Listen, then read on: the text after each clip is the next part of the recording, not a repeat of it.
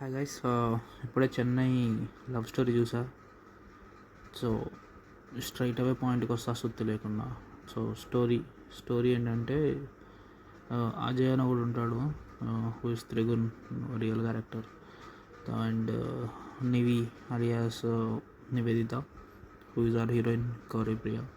So వీళ్ళిద్దరు లవ్లో ఉంటారనమాట. ఒక 2 years ఫ్రెండ్షిప్ చేస్తారు, 3 years లవ్లో ఉంటారు. అండ్ పెళ్ళికి కూడా సెట్ అవుతుంది. ఆల్మోస్ట్ పెళ్ళి చేసుకుందాం అనే టైంకి మనోడు జంప్ అయిపోతాడు. అది చూసి మన పాప డిప్రెషన్లోకి వెళ్ళిపోద్ది. డిప్రెషన్లోకి వెళ్ళిపోయి ఫుల్ మందు అదంతా బానిస అయిపోద్ది. ఆఫీస్లో సరిగ్గా వర్క్ ఫోకస్ చేయకపోవడం, ఇంకా అంతే. ఇంకా తెలుసుగా మనకి డిప్రెషన్ ఎలా ఉంటుందో, అదంతా నడుస్తూ ఉంటుంది పాపకి. ఈలోపు మనోడు స్టీవెన్ శంకర్, మన కిరణ్ అబ్బవరం, తన ఇంట్లో గెస్ట్గా వస్తాడనమాట, పేయింగ్ గెస్ట్గా.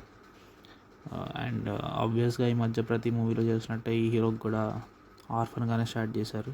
అండ్ ఆర్ఫన్ అంటే ఈజీ కదా, మరి క్యారెక్టర్లను పెట్టాల్సిన అవసరం ఉండదు, వేరే క్యారెక్టర్లను చాలా సింపుల్గా ఈ మధ్య అందరూ హీరో ఆర్ఫన్ అనే స్టార్ట్ చేస్తున్నారు. సో అందరికున్న పిచ్చే తనకు కూడా ఉంటుంది. You want to become a film maker in the movie. ఎప్పటికైనా సిల్వర్ స్క్రీన్లో తన పేరు చూడాలనుకుంటాడు, కానీ దానికోసం తిరుగుతూ ఉంటాడు. ఇంకా అతనికి వచ్చాక మన పాపలో జరిగే మార్పులు అండ్ వాళ్ళిద్దరి మధ్య ప్రయాణం ఎలా సాగుతుంది, అండ్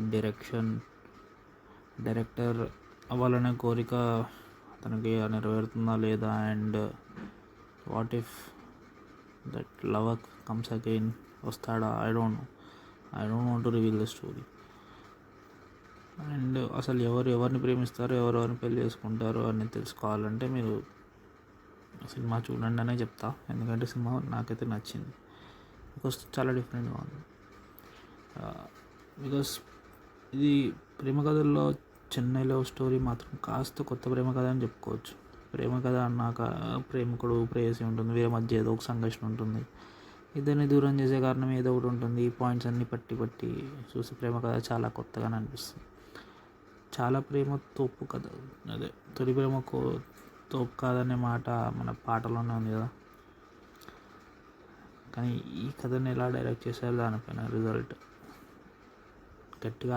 క్లైమాక్స్ మాత్రం అప్పు, నిజం చెప్తున్నా భయ, గట్టిగా ఖర్చీఫ్ మాత్రం ఖచ్చితంగా టిష్యూనో ఏదో ఒకటి. ఇప్పుడు అంటున్నారు, ఇప్పుడు ఈ మధ్య ఖర్చీఫ్లో క్యారీ చేయట్లేదు, మనమే ఓల్డ్ స్కూల్ అనుకో. టిష్యూ మాత్రం తీసుకెళ్ళండి భయ్య, క్లైమాక్స్లో పిన్ వేశారు భయ్య.